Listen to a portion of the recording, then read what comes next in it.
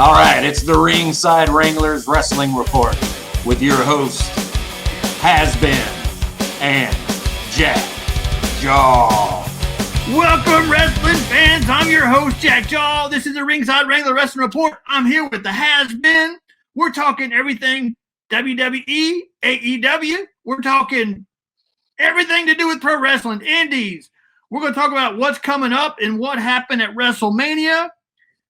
Thought it was a pretty decent job to be what it was, but we'll hit it one match after match. Let's start from the top. We're going to run down what happened at WrestleMania 36. There he is, Mr. Vincent Kennedy McMahon, trying to hold the world up. That's Diamond Dallas Page. There he is, but you know what? Diamond Dallas Page. He ain't a part of the WWE. He's part of AEW. It looks like maybe. I don't know where he's part of now. But either way, there's Vince trying to hold up the weight of the WWE. He's trying to hold up the weight. Well, he was trying to hold up the weight of the XFL. Looks like they've shut that down for good. So it's looking like he's cutting his losses right now. He's going to some cheap talent. We'll see what happens. Let's go to WrestleMania. Let's give you a rundown there. Thought it was a pretty good show. Had some good matches. Not quite up to WrestleMania specs, but hey, it was WrestleMania, so we're going to cover it. First out of the gate, you had Alexa Bliss and Nikki Cross winning the titles of the Kabuki Warriors. There they are. They're their new women's tag team champions. What do you think of that, Haz-Bin? I agree with Alexa Bliss. Nikki Cross needs to switch to decaf. Little hyper, but it was a great match. I'm glad they won. Yeah, it was crazy. Next up, you had Elias and King Corbin. Elias takes the win there over Corbin. What'd you think of that? I was kind of hoping Corbin would have won, to be honest with you, but hey, I guess they got plans for Elias. I hope they do, because the guitar playing stuff, I mean, the guy's talented, but we need more than that. Yeah. We need more than that. Another match, you had Aleister Black versus Bobby Lashley. Aleister Black gets the win there. Looks like he's on his way up. Yep. Bobby Lashley's maybe on his way down. Nah, he did the job. I'm sorry. He did the favor for him, and that's a good thing for Aleister Black. He deserves it. He's on his way up. He enhanced the talent. Yep. Next up, you had Otis and Dolph Ziggler. That didn't happen. We didn't happen in this sequence, but you had Otis getting his win over Dolph Ziggler, getting his lady. Love it. Yeah. I love it. That was a pretty good deal, especially the way they swerved it with the other one out there. The lady friends out there with her lady. She's on Dolph Ziggler's side. She comes out there. That was pretty sweet little angle there. That's Easter, brother. That's Easter. An Easter kiss from two lovebirds. Couldn't think of a better couple. Next up, kind of an inconsequential match. You had the Street Profits versus Austin Theory, Angel Garza. Street Profits keep their title there. There was a shot I saw that was pretty funny. Little blooper made. Street Profits got nobody home. Yeah. I would say that wasn't supposed to happen. And that's anybody that tells you, well, wrestling's fake. Well, show them that. Sometimes it's not. It's choreographed. Sometimes things don't work out right. And that time it didn't work out right. He's lucky he didn't get hurt real bad. Yeah. Next up, you had the SmackDown tag titles determined by a one-on-one, kind of a quirky little lineup there. You had John Morrison taking on one member of the Usos, taking on one member of the New Day.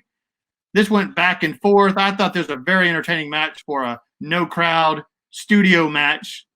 Went pretty good. And then the way Morrison fell back on the ladders, and he had the belt in his hand. So Morrison keeps the belt for his partner, The Miz. Yeah.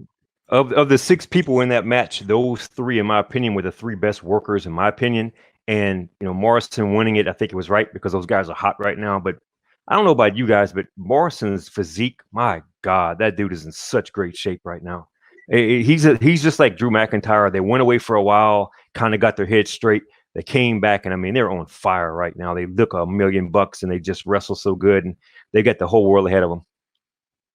Next up, Sami Zayn, the Intercontinental Champion versus Daniel Bryan. I thought Daniel Bryan would have won it back, but apparently not. Sami Zayn keeps the belt.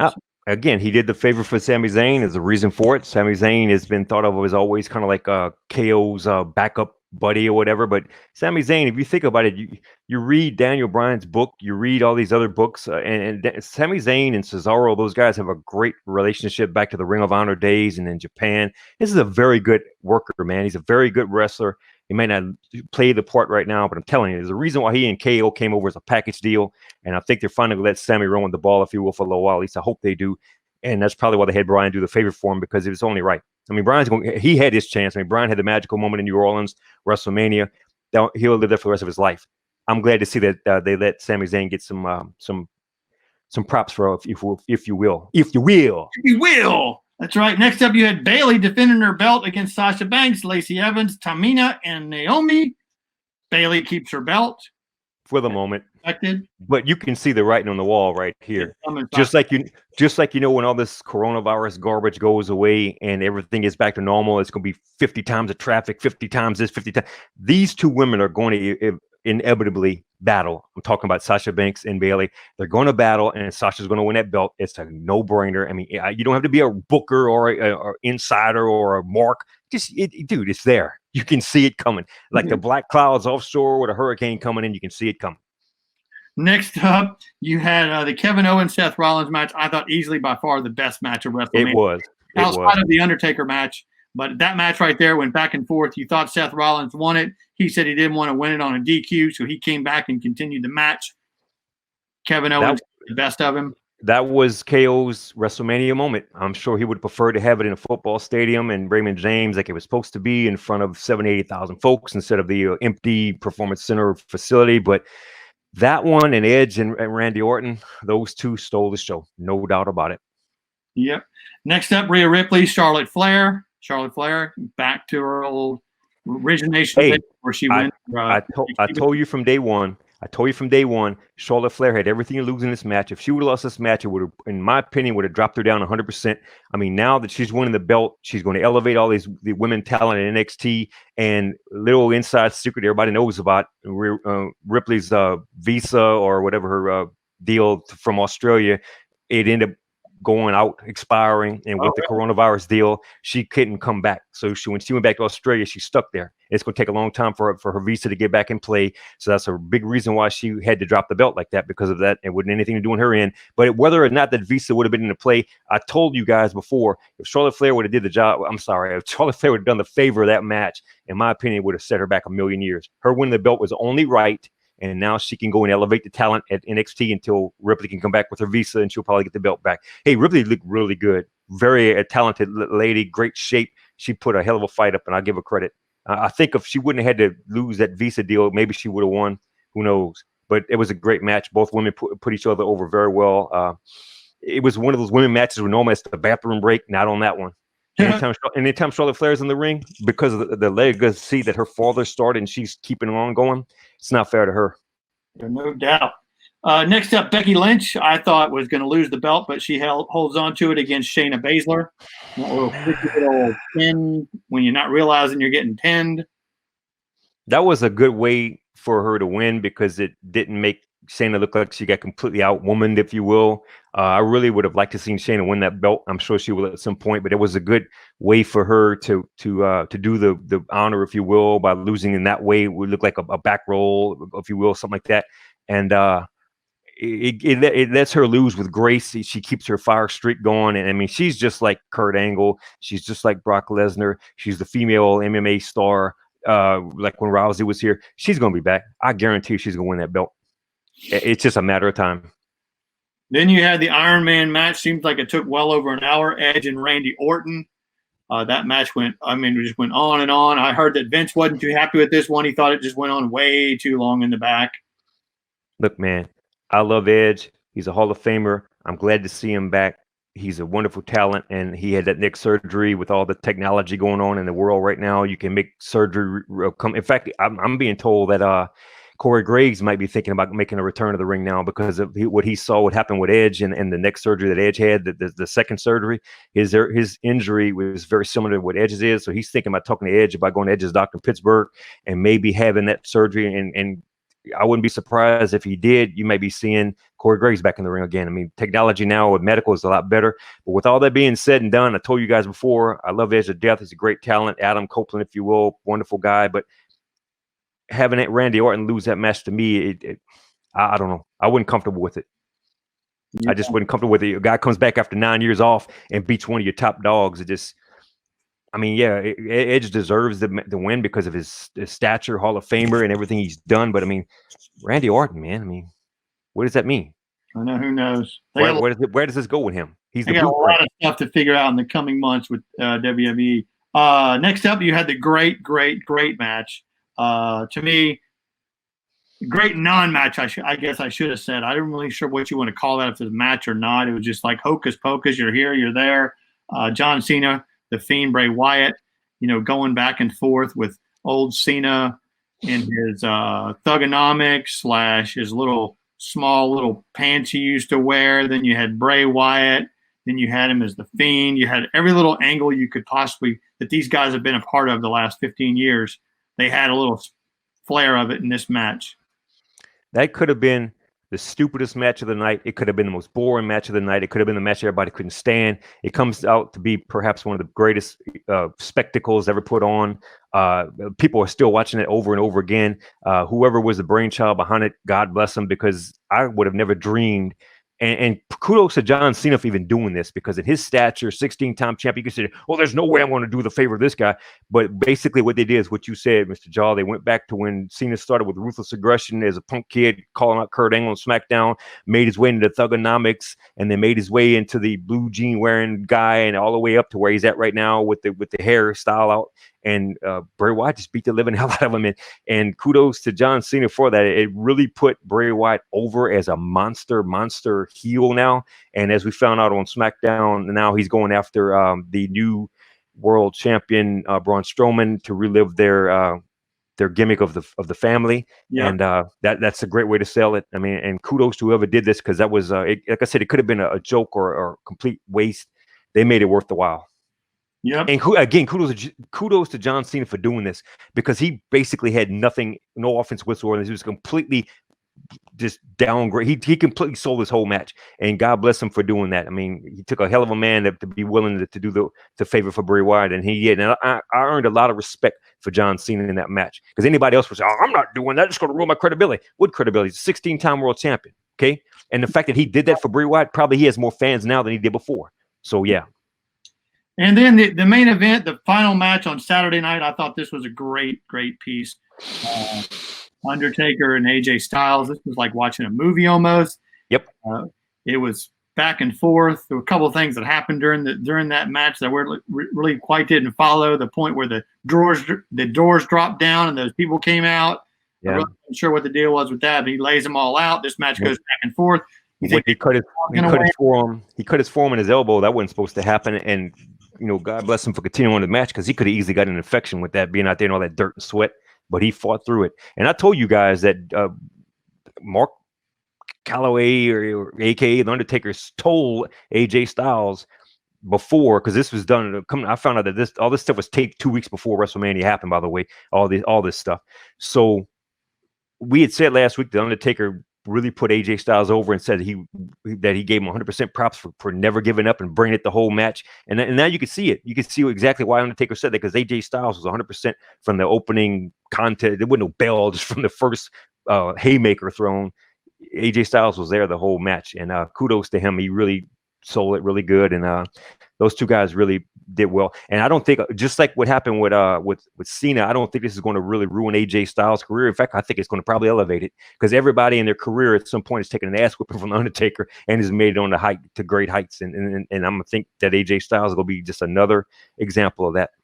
We got a funny little tidbit about Undertaker back in the glory days 20 years ago. Next up, you had probably the worst match of WrestleMania: Goldberg and Braun Strowman. Strowman easily seems like after he takes a few spears from Goldberg, he ends up power bombing him a couple of times, and that's it. The match probably lasted about 2 minutes.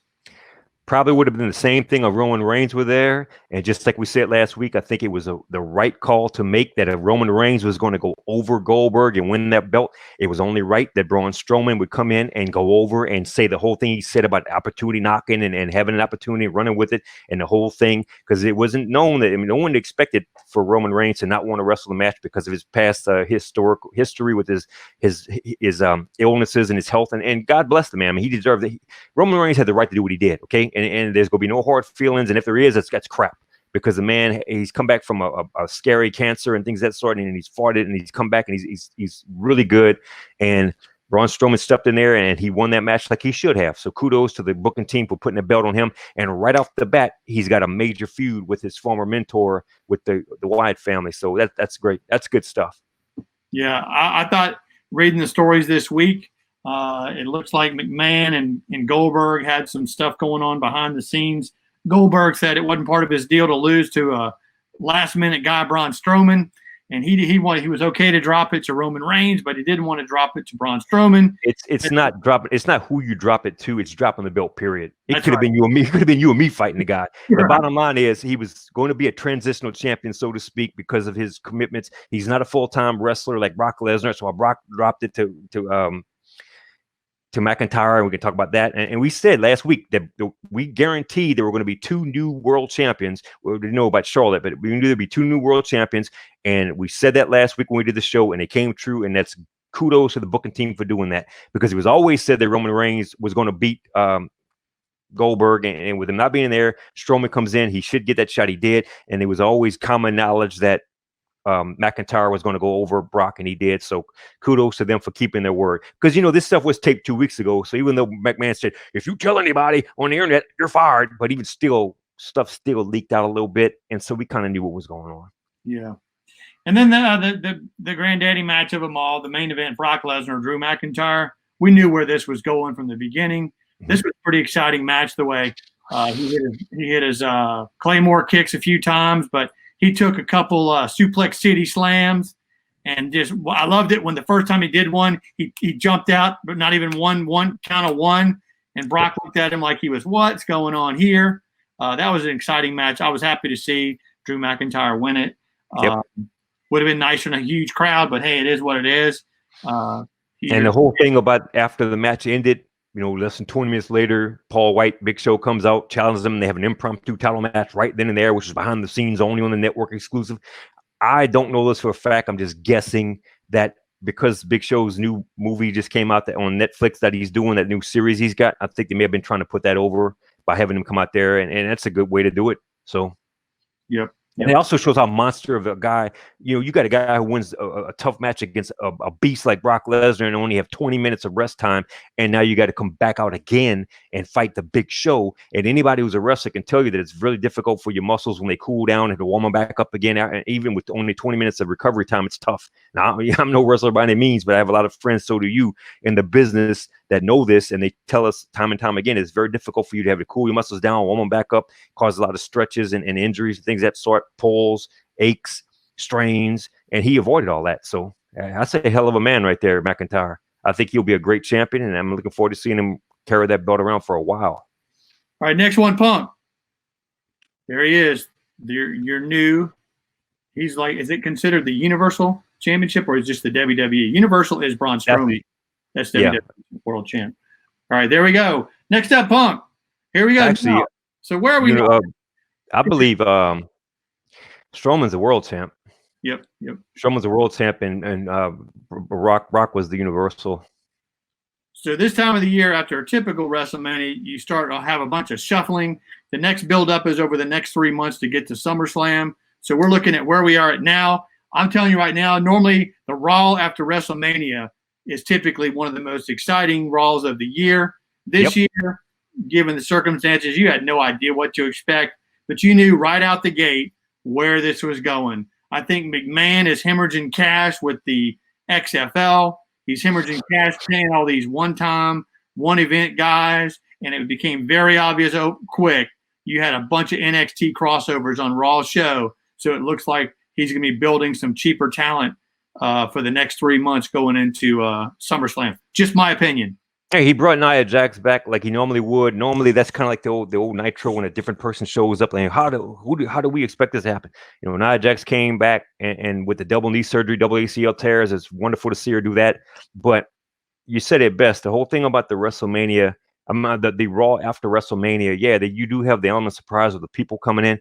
But the reason why the Raw after WrestleMania is always so good is because of the crowd the people in that crowd, the way that because most of them are from overseas, they got these wild soccer chants and all this ECW stuff and all this Philadelphia and Chicago and New York style, just renegade fans, the mentality. And that's what makes it so unique and so refreshing to watch. And it just wasn't there. Not WWE's fault. They had rotten lemons. They had to make lemonade with what they could that was FDA approved, if you will. So, they did the best they could, man. I mean, it was tough.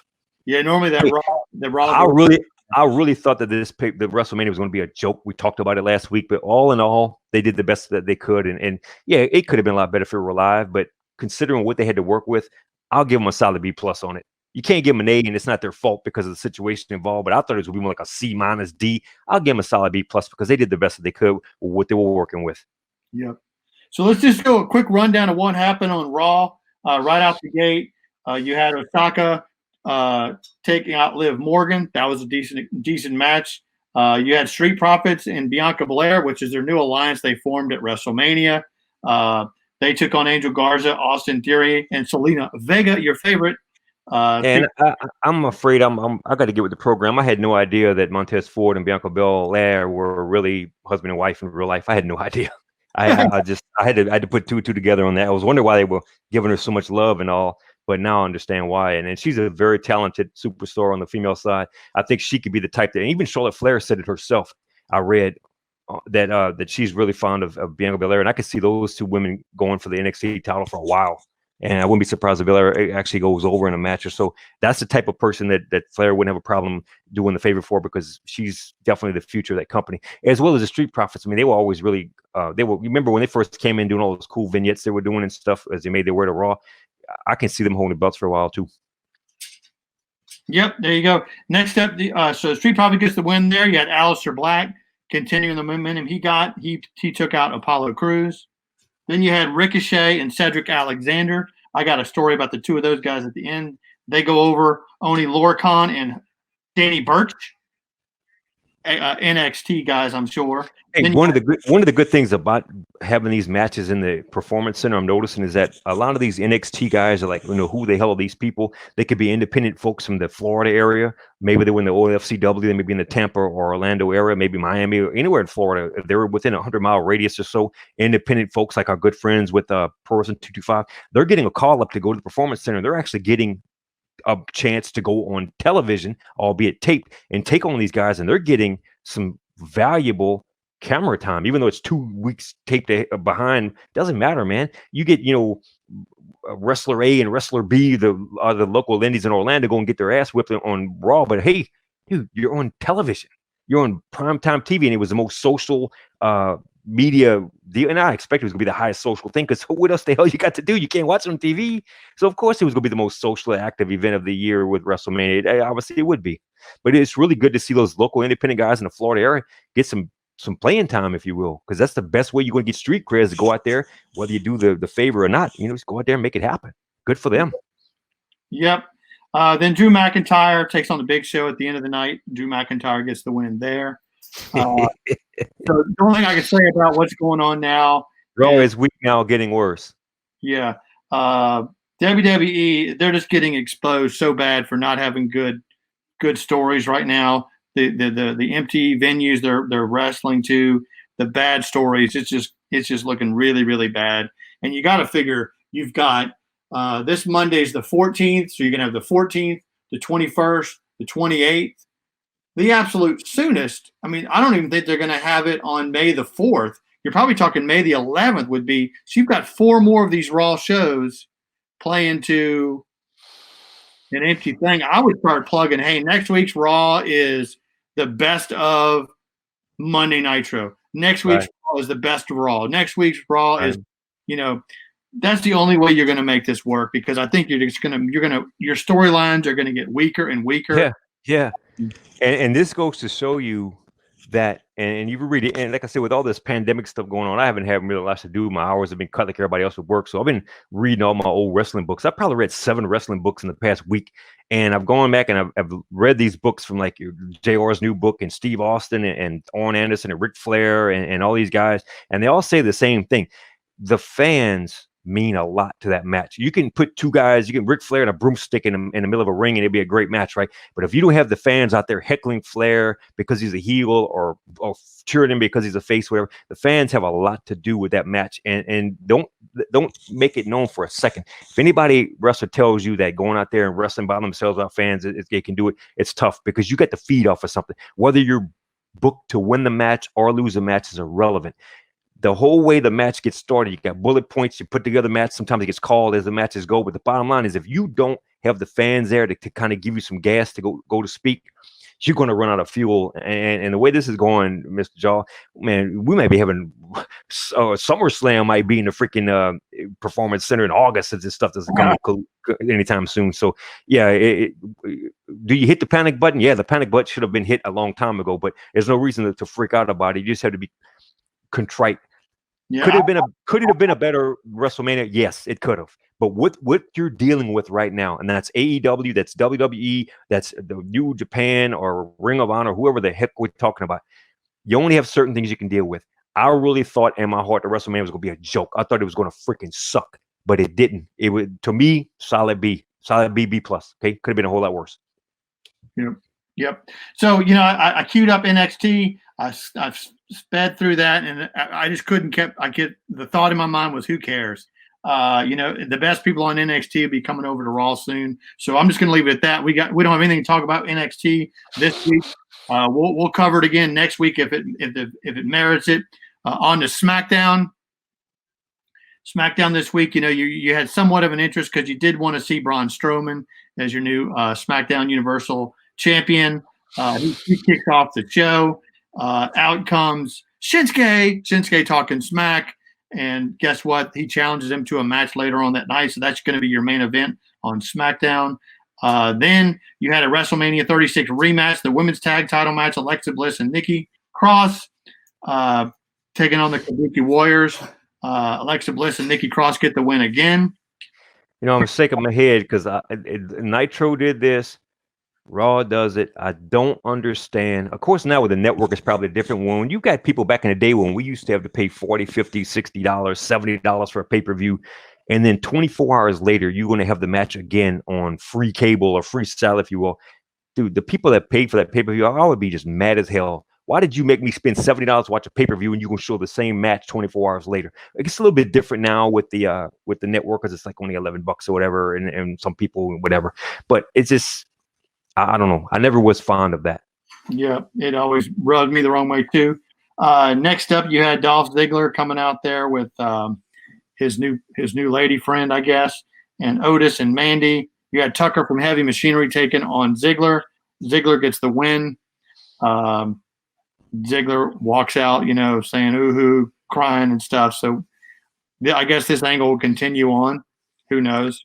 Yeah, I think the Fire and Desire, they may have split them, but both those women are going to get, to my opinion, I think they're going to get separate pushes pretty big because I can see something happening with them pretty soon because they wouldn't be doing this for any other reason. Sonya Deville is a really good athlete. Don't get me wrong; she's an MMA fighter, and I mean she's doing that sexy look right now when she comes out, and I mean she's going to go places. Believe me. Yep. Next up, you had the Dirt Sheet, Miz and Morrison out there doing their Dirt Sheet show. The Usos interrupting. Then comes the New Day. This builds up for next Monday. You've got a three-way match: Miz and Morrison, New Day, and the Usos for the tag titles next week. This is probably going to be the three that weren't at WrestleMania, which would be Jay and Big E and Miz, which in my opinion were the three that weren't the best, if you will. No disrespect to them. I'm just saying the three superstars that were at WrestleMania, in my opinion, were the best of those six, the best workers to me. And now you got the other three that, I'm not saying anything rude about them because Lord knows I'm no wrestler, but I'm just saying from what I'm seeing on TV, the three that are going to be doing it this Monday or this Thursday rather, that those are like the help, if you will. But the three, in my opinion, now the big dogs, they did it at WrestleMania. That's why I think this whole thing went that way. Hey, you didn't do your hey, ho, ho. Yeah, that too. Hey, ho, ho. And then next up, you had the two guys from NXT, the Forgotten Sons, over the Lucha House Party. Go ahead. Classic example right here. Who the hell are these guys? Never seen them, never heard of them. Well, now because of this situation, being at the NXT facility, being right there at the Performance Center, they're getting valuable television time. If this would have never happened, I'm not sure if these guys would have got called up. Maybe they would have, maybe they wouldn't have. But now they got a great chance to get television time because of the situation that happened, and they're making the most of it. And good for them. Yeah. Next up, you had Bayley and Sasha Banks out there celebrating Bayley's win. She gets interrupted by Tamina, the great Tamina. This was a pretty great angle, I think, right there. So you've got Tamina now is entered herself in the mix. You maybe have a three-way match. I think the way it went is if she can defeat Sasha Banks next Friday, she's going to get the title shot against Bayley. I believe that's how it's going to work. So I guess it'll be soon that they're going to announce about the Money in the Bank. So I think they're going to start having the qualifying matches. I want to say this week, Monday and Thursday or Friday. They'll start having the qualifying matches for that. Yeah. Then second to last match of the night, Sheamus versus somebody named Cal Bloom. Yeah, I mean, Cal Bloom. Sheamus. I wonder if he's related to Matt Bloom. A-Train. Either way, I like M Bloom with Nirvana. Yeah. So I don't think Sheamus has lost since he's come back. Right. Did you see when Sheamus did the big pose, the huge muscle bicep pose? Yeah. God, that dude is in phenomenal shape. He's another one that went away for a while with an injury, took care of his body, came back in probably best shape of his career. Yeah, no doubt. And then the main event on SmackDown, you had Braun Strowman taking out Shinsuke Nakamura. I'm guessing Braun will keep the belt through. I mean, he's going to have to do Money in the Bank. I wouldn't be surprised if he ends up taking on Fiend. Bray Wyatt or the Fiend at Money in the Bank, or they may just try and hold up until SummerSlam. Who knows? But I mean, if I were them, I'd wait till SummerSlam and do it because they need to build this up a good little bit. I mean, people kind of forgotten that Braun was the black sheep of the family, if you will, and that's true. And I don't know about him like turning on Bray. I don't know about all that stuff, but I think they need to build this up a little bit. And I would think it would take at least a SummerSlam to do that if they do it right. Well, we're going to find out right now what the WWE, their writers can do, because you've got three rosters. They're going to be pulling from all three rosters to make 3 shows. I would make one of the shows just some highlight reels going for the next 4 weeks, just to get to the end of this, hopefully, for their sake. But I told you I've been reading all these wrestling books since there's not really much for me going on with the work reduction and all. And I read Steve Austin's book. And one of the things that he said over and over again, and the reason why he's such a success right now is the Stone Cold gimmick, going back when he was a ring master and he would Flying Brian and stunning Steve Austin, WCW, all that stuff. He said that the reason why he did so well is because Vince gave him the opportunity to let him come up with ideas. I know that you have a award-winning booking team, a writing team of former wrestlers, and they've hired these people from Hollywood to come in and all, but I kind of agree with Steve Austin when he says that if you got people like, Edge and Orton and Braun Strowman and folks like that, why don't you just let them come up with some ideas? What do you think would do good? Instead of saying, you got to do this, you got to do that. Steve Austin said some of the best promos he ever did in his life, the Stone Cold, that's the bottom line, all this stuff. He was never fed that. There was no bullet points. There was nothing. They said, hey, you just go out there and say what you want to say. And this all started with Paul Heyman when he was in ECW that little time that Austin was there when he got fired from WCW. And I kind of agree with him. If you let these guys go out there and just kind of give them some creative control and Hogan speak and let them just kind of come up with some ideas and maybe some bullet points and talk, maybe you might get a home run. Because like you said, Mr. Jaw, they need help right now.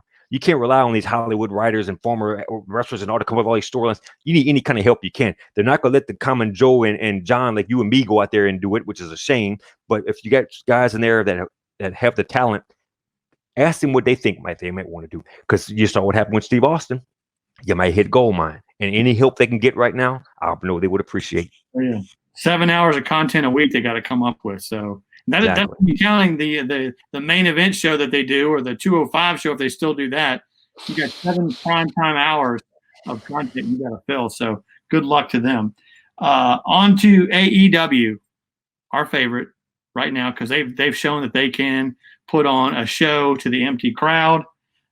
This week AEW wins again. I think we could probably stop covering the fact that AEW keeps beating NXT. We'll probably say something when NXT probably gets closer to coming back, but AEW is still the dominant one. Right out the gate, they're pushing their big TNT Championship tournament.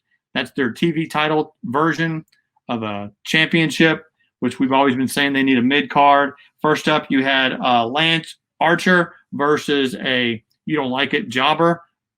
What do you say? Talent. Yeah, enhancement talent. His move is called the Blackout. You had Jake the Snake out there pitching his dark side coming out there. So Lance Archer gets the win. Next one, Punk. The Blackout. I forgot about that. You had Chris Jericho and Tony Schiavone doing. Oh yeah, man. I'm glad that you guys brought that up. Man, I was very impressed with Chris Irvine, aka Chris Jericho's commentary. That guy is such a great talent. He's a wrestler, he's a musician, and he's also a good talent on the microphone, on the stick, if you will. I was very entertained listening to him talk. He brought back the days of WCW, calling Tony Schiavone Skivone and all. It brought back a lot of memories from whenever he was on WCW Nitro with the long hair back in the day when he first came over from ECW and all. It was fun to watch that. Brought back a lot of good memories. Yep. So they were great on the mics Wednesday night. There's your big guy, Lance Archer, taking out the Jobber. That was a pretty funny match there. Then you had Hikaru Shida. She takes out Britt Baker. Britt Baker is your Dr. Britt Baker. She doesn't get the win there. She loses. Next up, you had Best Friends. Yeah, she may have lost, but I'll tell you one thing. That is a very, very sexy woman, and she got punched in the mouth and then was bleeding in the nose and was bleeding. And she's not only is she sexy, but she's double tough. And I can tell you, I could see her going places in AEW for a long time. I really can. She's hardcore. Hardcore. All right. Then you had Best Friends. I thought this was an upset when they beat Kenny Omega and Michael Nakazawa. Nakazawa is a freaky dude, but I guess that's why Omega and him lost. Best Friends. Yeah, I could have done without that ending, but whatever. Yeah, whatever's right. Then you had Brody Lee taking on, don't want to call this guy another jobber, but talent enhancement, Lee Johnson. Brody Lee, gets the win there. There's your dude, just manhandled. Brody Lee, I guess sooner or later they're going to have to start selling him some matches with some top talent. Just like Damon, you can't go week after week battling talent enhancement guys. You're going to have to write him in a story that's going to be facing somebody big. It will. But I think what they're doing right now is they're introducing him to the audience. I'm sure everybody knows who he is. If they don't, I'm very shocked that they wouldn't know who he is. They're putting two and two together from who he was in WWE versus who he is right now, from his independent name and the name in WWE. But I think they're just, in addition to getting him over, they're setting this up real slow. But the thing I really like that they're doing right now is every week they're doing a skit with him where the hidden meaning of that skit every week has something to do with Vince McMahon. Every week, the skit he's doing has something to do with they're kind of ribbing, where they're not kind of, they are ribbing Vince McMahon from sneezing or coughing or sleeping or not being dressed properly. These are all things that Mr. McMahon in real life cannot stand, and they know that, and they're kind of doing this gimmick thing where they're ribbing him, and I think it's great. Yep. Then the main event, you had for the TNT Championship part of their tournament. I guess this is quarterfinals. You had Sean Perfect 10 Spears versus Cody Rhodes. Did you know that Spears is bringing out Tully Blanchard with him? Yes. Yep. I did. I had to put two. I didn't realize that he was married to the Iconics, one of the Iconics, until you told me about the Perfect 10 thing. Then I realized that he is actually coming out with Tully Blanchard. Cody's coming out with Double A. So that kind of made things interesting. I wonder if they're going to go somewhere with that. Who knows? Who knows? Flair is an independent contractor, man. Flair shows up over there one day, boy. You know what's going to hit the fan on that one. You got Jake Roberts, Ric Flair, Ole Anderson, and Tully Blanchard. I'm going to say Owen Anderson and Tully Blanchard. That's going to be, wow. And you got that's going to be awesome. Many more that are showing up that are just like on the sideline. Kelly Gunn. Daughter coming over maybe to make more better with the women's division in AEW. Who knows? Either way, Cody gets the win there. And there's your bracket right there. The other quarterfinal match, you've got Sammy Guevara versus Darby Allin. Allen's my favorite. Kip Sabian versus Dustin Rhodes. Then you've got Lance Archer versus your guy, Colt Cabana. Right. That's going to probably be the best match out of all those right there. Although Dustin is a very good athlete, don't get me wrong. I mean, Dustin has earned his dues from WCW days on and Gold Dust. But I think Colt Cabana, I mean, Darby Allin, I agree with you. He's a dark horse. No doubt about it, he's a dark horse. But Colt Cabana, with his history with CM Punk and the Ring of Honor and all, I don't know if he's going to beat Lance Archer. If you had to ask me, I think he'd probably have to do the favor for him. But that's probably going to be the best match of those three. Yep. So that's what's coming up in the coming weeks. So that ends it with AEW. Next up, we got our weekly spotlight. We want to cover the indies. Right now, as everybody knows, the indies are not able to do any shows because of the social distancings and the national orders we have to not have events more than 10 people. We're looking at Wrestling 225. Check their website. They've been posting, on their Facebook page. They've been posting some very entertaining videos of recent shows they've got. Pretty exciting to watch. That's where you'll find your coming when they get back in the saddle and they're able to have events again. You'll be able to see them there. Also on ECPW1, there's a pretty cool little interview with, you called him earlier, you said the ringmaster. Kevin Sullivan is on there putting over ECPW. I thought that was pretty good. But again, all these independents, they're great for the business. You're going to have to check their Facebook pages to see when they're coming back online after the pandemic goes away or settles down. That would be an interview worth listening to, Kevin Sullivan, because that guy, man, you go back to the WCW days when he was a wrestler with the Dungeon of Doom, and then he was a booker, and all the things all the stuff he had with Benoit, if I can mention that guy's name, and Woman, if I can mention her name, and all that stuff they had going on. I mean, I can imagine that was a great interview. All these books I've been reading, everybody's been saying, Sullivan. So he's had a huge input in a lot of people's careers. Yeah, check out that ECPW Facebook page. It's on there. Then to our weekly spotlight. This week, we've got some pretty funny story here. These are what we call our weekly spotlights. This week, I wanted to do a thing on instantly squashed angles. Pushes that started and you said, man, I thought that guy was going to be huge and he already went away. Who do you think the first one we're going to cover? This one just happened. This guy fought for the world title in Saudi Arabia, and now he's not even on any card. Ricochet. Yeah.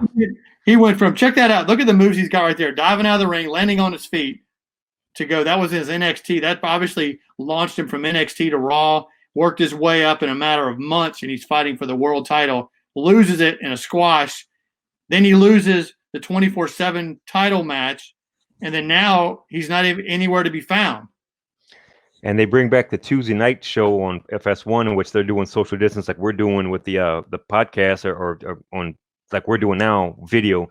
And Booker T, the only thing he had to say about him was he looks cool because he shaved his goatee off, or his beard. That's right. It definitely looks completely different. Next one. This was a shocker. I didn't realize how short this was until I looked at the time. Rikishi. I mean, he had a short run there too. Yeah. He was a face for a little while with his two guys, and then they turned him heel, where he was the guy that apparently mowed down Stone Cold Steve Austin. Yeah, I remember that. Then he got injured, and then when he came back, they tried to make him a face again. It just didn't work, and he was done. Yeah, but his legacy lives on with his sons, so yeah, that's phenomenal. Yeah, that right there was probably one of the funniest things he did right there. What they call that? The something face? That was the back that butt up, if you will. Right. Next up, Cedric Alexander. This was a guy, not a lot of people would know him, but he worked his way up too. He was getting a lot of flair with his high flying acrobatics. He worked his way up on 205. He got pushed up. He won a match against AJ Styles on a Raw. Then he got to fight AJ Styles for the title and just got squashed, and he's disappeared ever since. It's like they put together these plans for these guys to zoom up, and then they go, oh, never mind, that's not going to work. And Ricochet's in the same boat with him because they had the tag match. And look at Mr. Don't Call Me Buddy Murphy back there. He's in the same boat too. He was doing really good for a while. In fact, he and Aleister Black, I mean, they had phenomenal feud going on for a while. And I thought was going to put them both over, but he really only put over Aleister Black, and Buddy lost his first name. Now he's only Murphy, and now we don't even see him anymore. So I mean, you lose one big match for whatever reason, and Vince says you're done. Next one is a guy that I had forgotten about. This guy. This guy goes way back. This was a guy that they brought in to be the alter ego of the Undertaker. He was the good side. Undertaker was the dark side. Mordecai. Remember him? Who's that? Mordecai. Oh yeah. I remember him. He was the anti-Undertaker. He ranted about sin. He told everybody they were going to hell if they didn't turn. He was all dressed in white. Never connected with fans. They brought him out week after week, and you were just like, "What is this? What is this?" And the next thing you know, he's just gone completely. Yeah. I guess they will probably, from all these books I've been reading, all the talent, the bookers and all came in and gave him a gimmick, said, let's try and run with it, and it just didn't work. But God bless them for trying.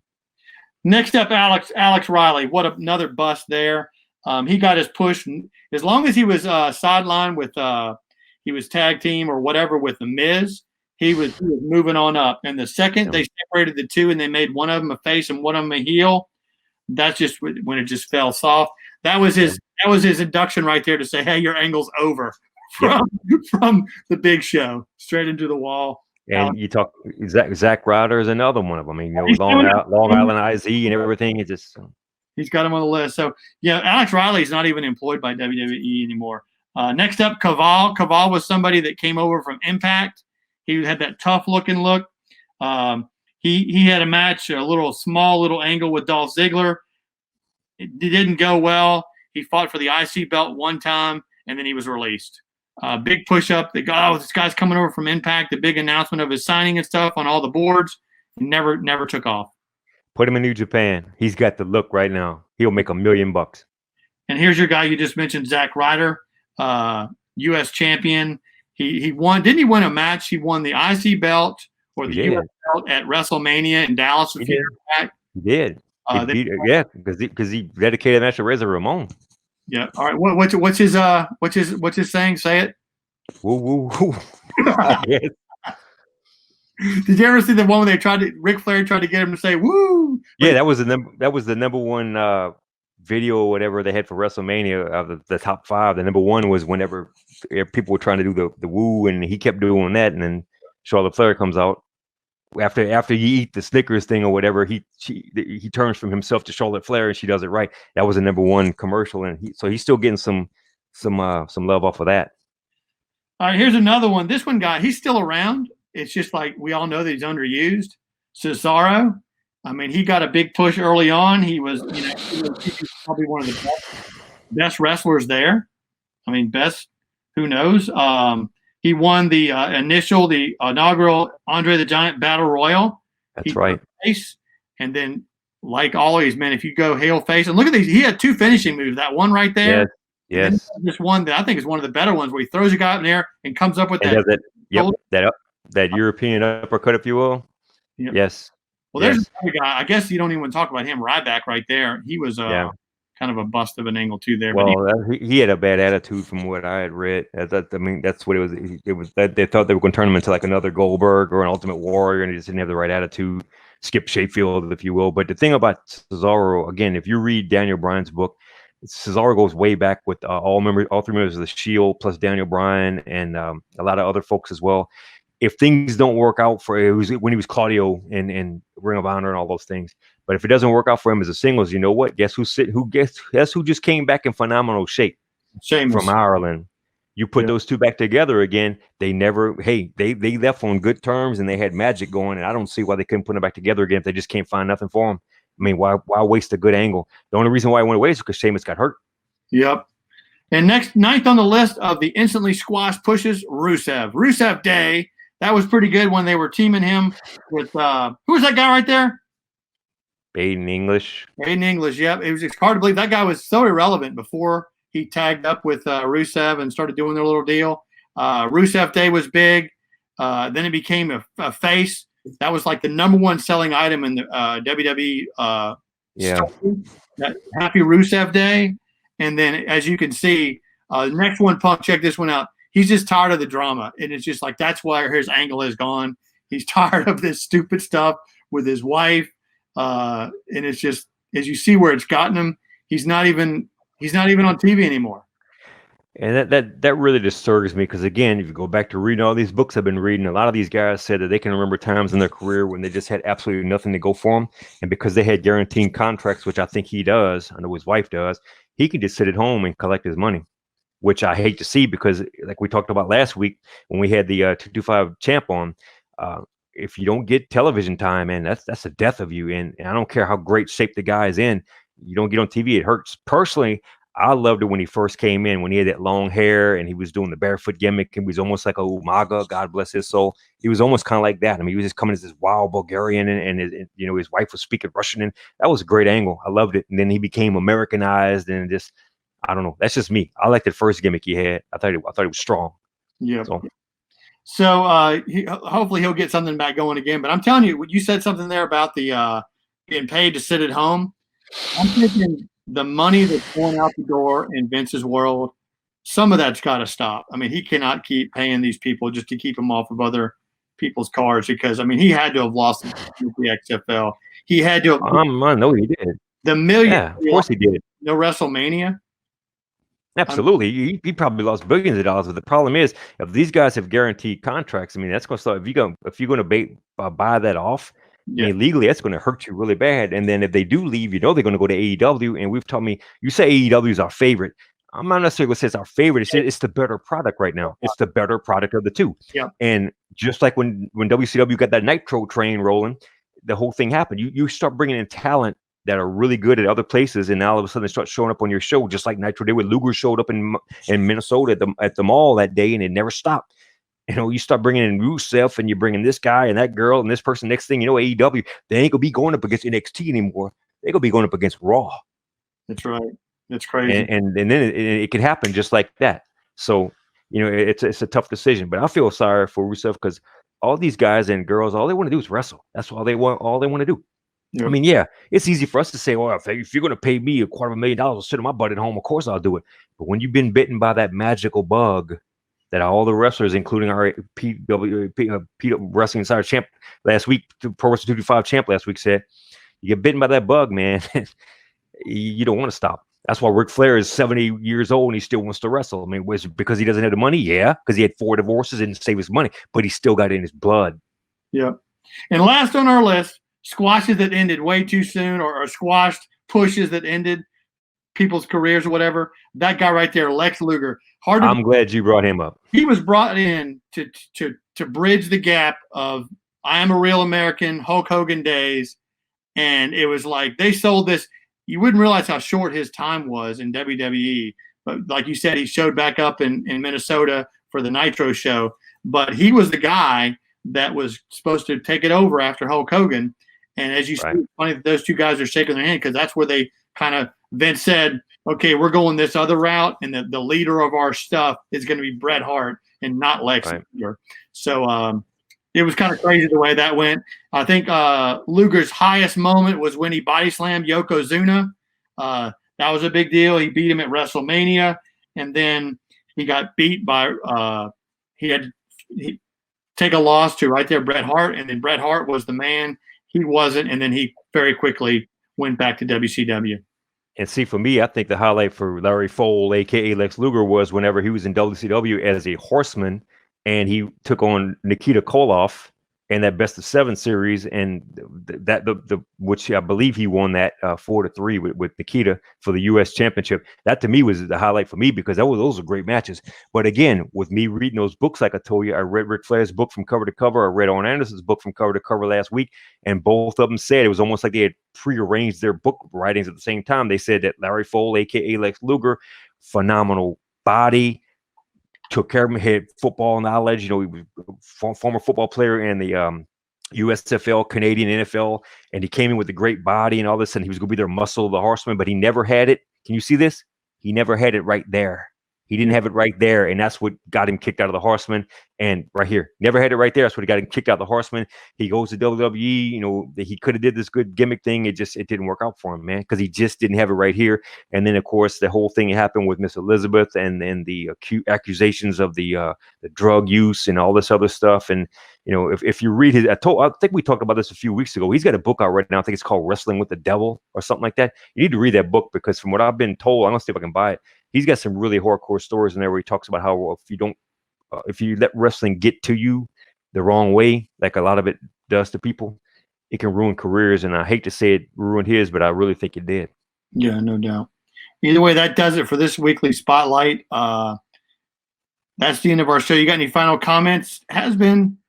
Yeah, I'm sporting some Anthrax today, and my favorite song from Anthrax is probably Caught in a Mosh. If you've never heard it, Google it, YouTube it, Caught in a Mosh, Anthrax. What a great song. Hard rock and heavy metal, death metal song. You got to keep something going during these pandemic couch arrest times. So I'm listening to some good heavy metal, and I'm reading a bunch of wrestling books, and I'm, pretty much snapping my fingers. And you forgot one guy. What about this dude? What about him, huh? What about him?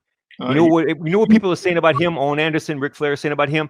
If he wouldn't have lived next door to one Eric Bischoff in Buckhead in Atlanta, Georgia, he would have never made it in the wrestling business. And that's straight from Ric Flair and Owen Anderson's mouths.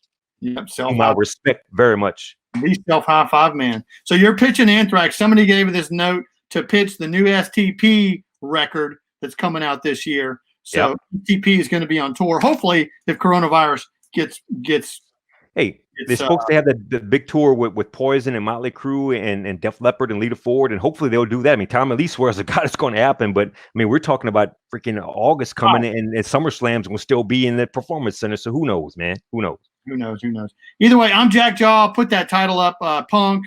I'm Jack Jaw. If you need to reach out to us for anything, we can be reached at ringsidewranglers@gmail.com. You can like and subscribe our Facebook and YouTube and all that kind of stuff. Reach out to us for content. We'll reach out to you looking for any wrestlers, indies that want to get on the show, talk about what's going on in your organization. I'm Jack Dahl. I'm out.